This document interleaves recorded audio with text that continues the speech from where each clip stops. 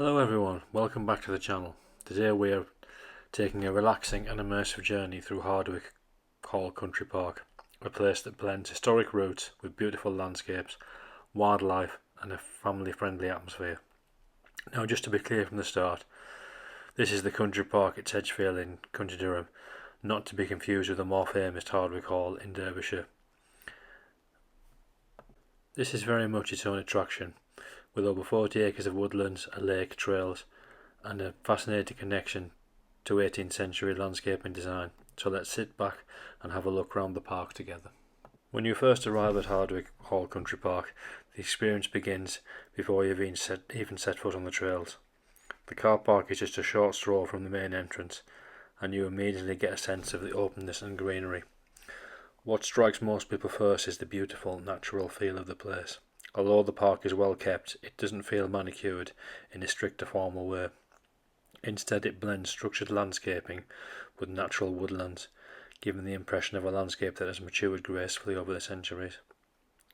For families with younger children, it's also worth mentioning that the park is flat and accessible, making it ideal for pushchairs or a relaxed stroll for those who prefer not to tackle the hills. Accessibility is one of its real strengths. The park was originally created as an 18th century part of the Grand Hardwick estate. Back then, landscape parks were a real status symbol for wealthy landowners.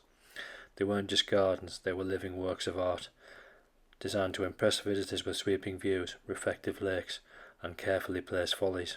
Many of those features survive today, giving the park a real sense of heritage. When you walk around the lake, for example, you're retracing footsteps that people have been enjoying for well over 2 centuries, and it's quite special when you think about it. This wasn't just land set aside for nature, it was designed for leisure and beauty, and yet today it is open and accessible to everyone. One of the jewels of Hardwick Hall is its large central lake. The path naturally leads you towards it, and the first glimpse of the water through the trees is always a highlight. On a bright day, the reflections of the trees, skies, and sometimes even the hall itself ripple across the surface, creating a perfect postcard view.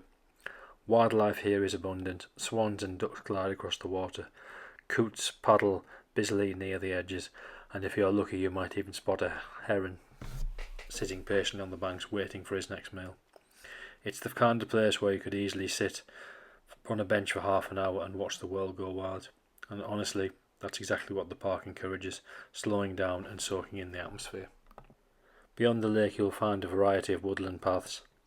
These are perfect for those who enjoy the feeling of being surrounded by nature without venturing too far off the beaten track. Some sections are quiet and shaded, with tall trees arcing overhead like a natural cathedral. Others open out into grassy meadows and grassy areas where you can see wildflowers in spring and in the summer. It's a great spot for bird watchers too. Bird songs fill the air. The rustle of leaves often reveals squirrels darting across your path. For families, the woodland areas also create a sense of adventure. Children love exploring the winding paths, climbing over the logs, or spotting little wooden sculptures that have been hidden along the way. What sets Hardwick Country Park apart from the standard woodland or local park are the historic elements that are dotted throughout the park. There are stone arches, bridges, and even a Gothic-style ruin. These aren't grand scale like its stately homes, but they're charming reminders of the park's 18th century landscaping and heritage. Back then, these features were deliberately built to look ancient and atmospheric, a romantic ruin, a picturesque focal point, and today they continue to give the park a touch of magic. When you walk past them, you're stepping into a landscape that was carefully planned to delight and surprise. Another reason Hardwick Hall Country Park is so enjoyable is because it changes dramatically with the seasons. In spring, the woodlands become alive with blossoms, fresh leaves, and a carpet of bluebells. In summer, the park feels bright and lively, with long days perfect for picnics and outdoor play. In the autumn, golden leaves transform the park into a painter's dream.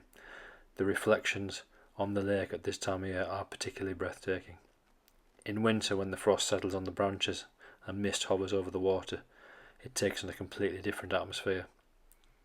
Peaceful, still, almost otherworldly. That variety means you can return to the park again and again without it ever feeling repetitive. Of course, no review will be complete without talking about the practical side of things. Hardwick Hall has well-equipped facilities. There's a cafe on site serving hot drinks, snacks and light meals, perfect for warming up after a chilly walk or cooling down with an ice cream in the summer. Toilets are available and well maintained, and the picnic table is scattered throughout the grounds if you prefer to bring your own food. Accessibility is another strength. The paths around the main lake are smooth and suitable for wheelchairs and pushchairs. There are plenty of benches for those who need to take a rest along the way. Parking is pay and display, it's reasonably priced and goes towards maintaining the park. What makes Hardwick Hall Country Park so appealing is how it caters to a wide range of visitors. For families, there's space for children to run, explore and enjoy nature. For couples, it's a romantic setting to stroll around the lake. For solo visitors, it's a place of peace and reflection. For dog walkers, it can be their favourite spot, with plenty of space to let our four-legged friends stretch their legs.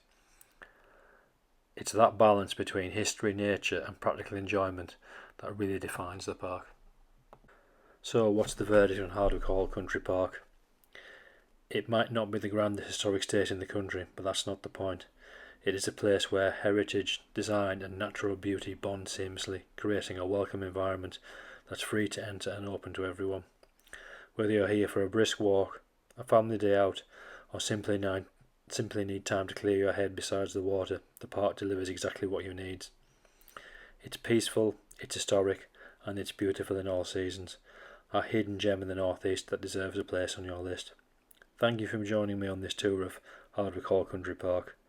If you've enjoyed this review, please don't forget to like, share and subscribe, and let me know in the comments if you visited before.